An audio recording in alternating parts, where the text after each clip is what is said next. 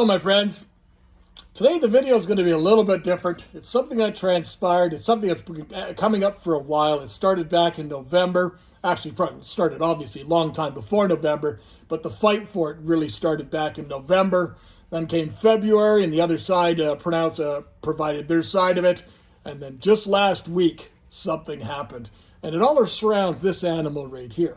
This is the world's smallest cetacean. Cetaceans are your dolphins and like. And this one here is called the Vaquita. It lives in an area between Mexico, northern Mexico, in the coastal waters between Mexico and California. But it lives in a very, very isolated area. It lives in a very, very protected area. And this species has been on rapid decline to the point that they feel there may only be a dozen individuals left in the entire world. That's scary. But because of this cetacean, all sorts of other ramifications are starting to come to light. So as I mentioned, the fight for this has been going on for a while. The animal's been in decline for a while. It's not something that just kind of crept up on us. Holy smokes, now we're going to lose them. It's been something that's been going on for a while. But in November, the Convention of International Trade of Endangered Species, or CITES, met in Panama. And in Panama, they had their meetings. And one of the items in question on that meeting was dealing with this particular animal. And they basically were very aggressively pushing Mexico, which is one of the CITES countries, to really put in place different measures to protect this animal, which is in rapid decline. This animal isn't dying natural causes. This animal's dying exactly this way as pictured. It's bycatch, and it's being caught in these massive gill nets where they're basically taking everything else. And this animal cannot survive this. Cetaceans, being mammals, have to go to the surface and breathe. Whales, dolphins, like us, we have to go and we have to breathe atmospheric airs. This animal gets caught in a net, it's an instant death. It has no way of surfacing to get air.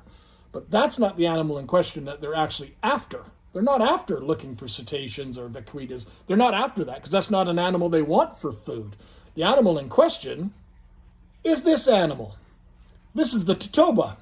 And the Tatoaba is actually a CITES Appendix 1 animal. Catching this fish and using this fish, selling this fish, or trading in any part of this fish, maybe even just oil or anything, is highly illegal in the international trade of the CITES, Convention of International Trade of Endangered Species. But this is a giant sea bass.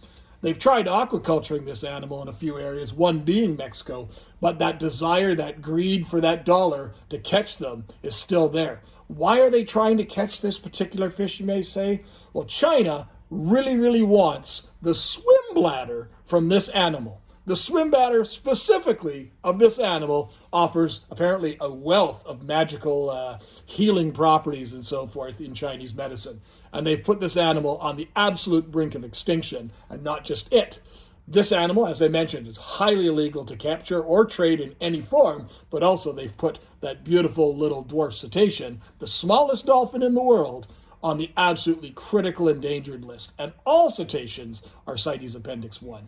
So this is a problem, but the problem is we're talking here, this is a channel that focuses on nature. Yes, focuses on insects and arachnids and isopods and vivariums and plants and all sorts of stuff. So Biggs, why are you talking about fish? Well, this particular video, I'm going to be putting on both channels because it is such an important message that we all need to learn from, be it in protecting species, be it a fish, be it another animal, be it an invertebrate, it doesn't really matter. We have to do the right thing and we've got to spread the word. So why are we talking about fish, Biggs? Let's get into it further. So as I mentioned, they met in Panama, they started their discussions, and they put this pressure on Mexico to put forth rules and changes to how they were going to put in place things to stop fishing for this and things to protect the Vaquita. So what did Mexico? Mexico came back with their proposal of how they're going to implement these things, and that was brought back to CITES mid-February.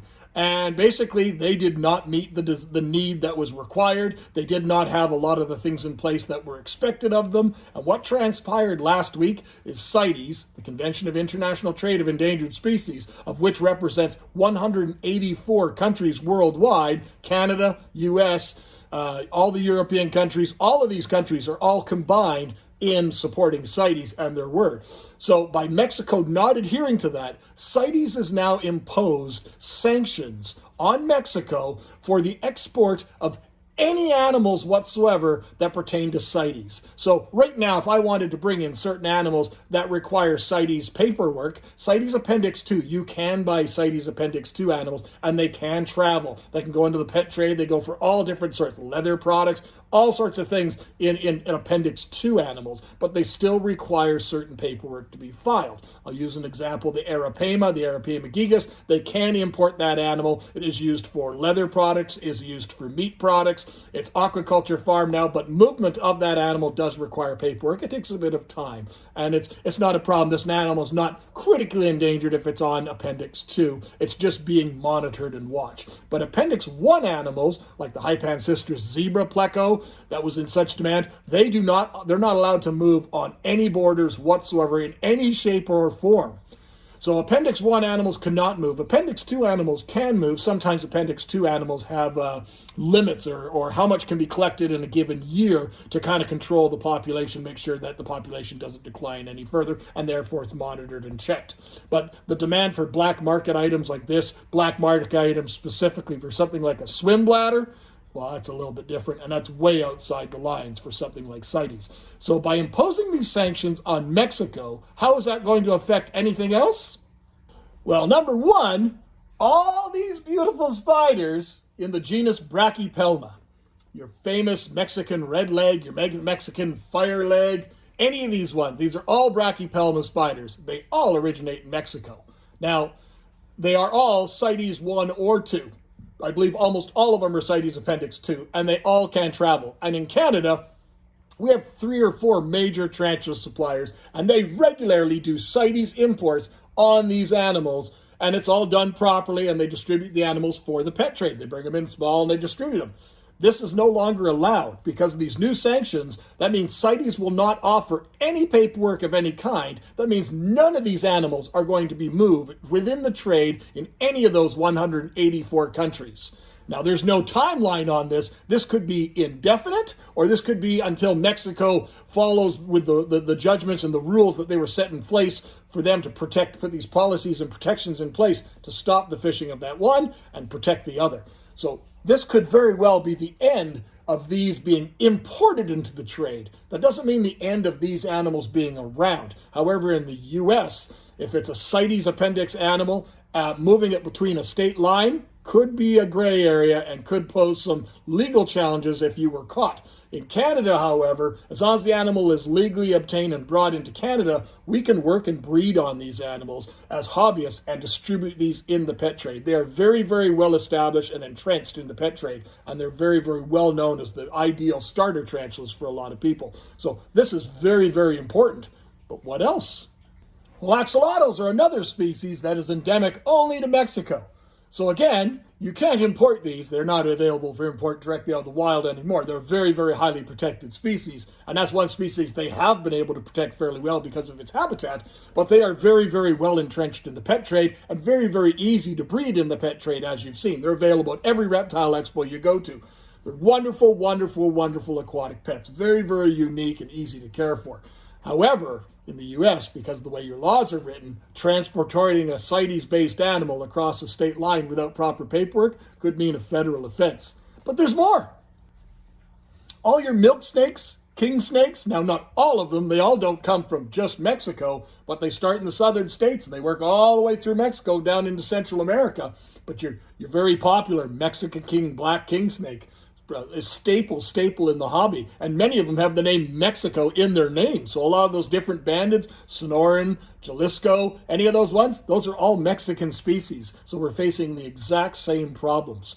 So by going back and not protecting this,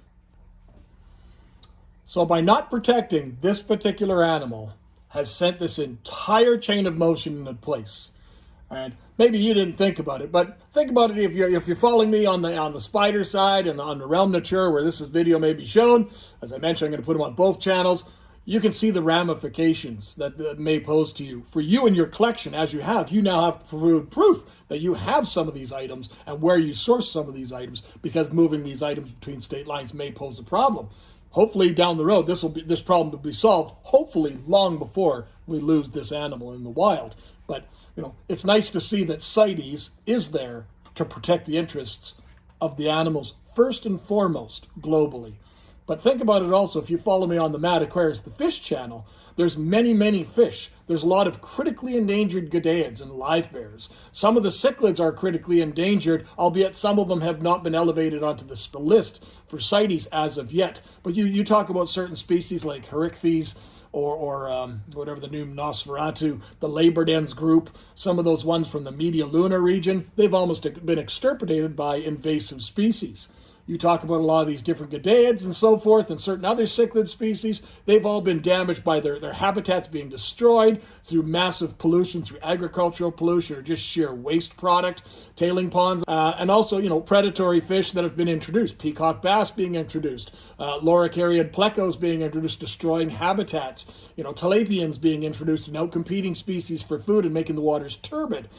A lot of these animals, once these areas are destroyed, they cannot be released back. There's just nothing there for them.